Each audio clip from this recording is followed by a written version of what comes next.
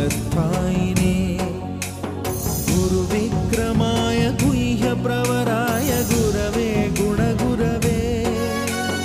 गुरुदैत्यकलक्षेत्रे गुरुधर्मसदाराध्याय गुरुपुत्रपरित्रात्रे गुरुपाखण्डखण्डकाय